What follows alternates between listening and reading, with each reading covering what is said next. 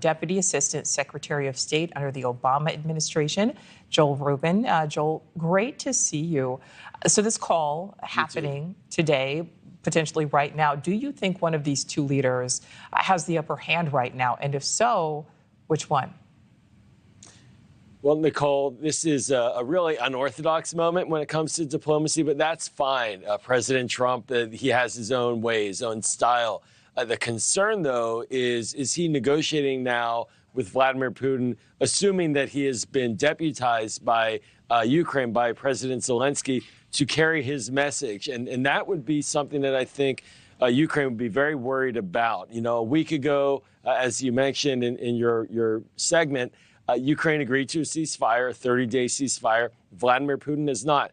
So what is it that Donald Trump is discussing with Vladimir Putin?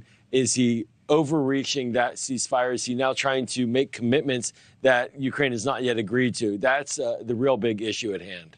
And Joel, do you think President Trump could essentially be forced to make a decision to either put more pressure on Putin or to accommodate Putin? Yeah, you know, Nicole, he has opportunities to pressure both sides, and certainly he can do a lot more to pressure Vladimir Putin to make sure that Putin understands that he means business.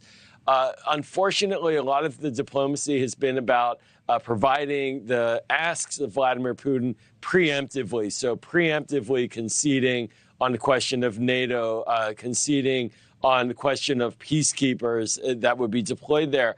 So President Trump, he has to be careful to not over-concede. And Vladimir Putin is very wily, a very effective negotiator. He has been doing this for 25 years. He may be trying to get as much out of President Trump as he can now before agreeing to a ceasefire. And that would, of course, disadvantage Ukraine and be a difficult pill to swallow for our diplomacy as well. Yeah, and during Kelly's reporting there, we saw that statement from Ukraine's President Zelensky. What do you think today's phone call will mean for Ukraine? Yeah, you know, I think that President Zelensky, he's going to make his views clear. He wants to see Russia agree to this temporary ceasefire to begin a negotiation. You know, ultimately, Nicole, the best conflict resolution in diplomacy is when the parties who are in conflict agree to end their conflict, and they agree at the same table. So for the United States, we should be convening. It's good to be convening, but we can't replace one side or the other. We're going to have to see them get in the room together and iron this out. That's where the United States plays the most effective diplomatic role. And if it doesn't get there, I do think we could see President Zelensky express some frustration at Vladimir Putin over that.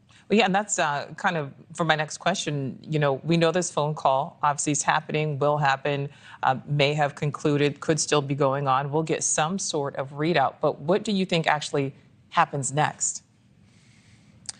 Well, in the near term, we could potentially see an agreement between the United States and Ukraine on the minerals discussion that has been truncated, obviously, in the Oval Office meeting. It didn't go forward, and they discussed it further a week ago in Saudi Arabia.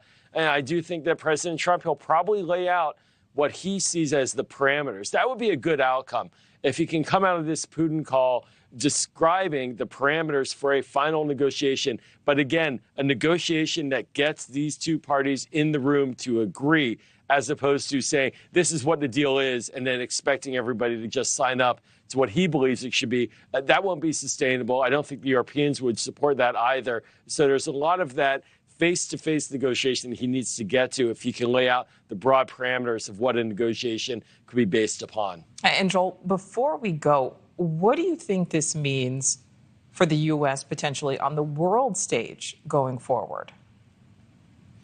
We are in a moment of flux, without a doubt, repositioning, pulling back on international development assistance, for example, and separating ourselves from our NATO allies rhetorically on these issues. It would be very valuable for the United States to demonstrate that we can lead diplomatically in this America First frame and show the world that there can be diplomatic successes. Right now, that's wavering. The war between Israel and Hamas has restarted on President Trump's watch. People are going to be looking at this Ukraine conflict to see if President Trump can really get the parties together to actually end their war. That would be a big shot of credibility for him. If not, people will begin questioning the whole approach about pulling out of these multilateral alliances that we've been engaged in for decades.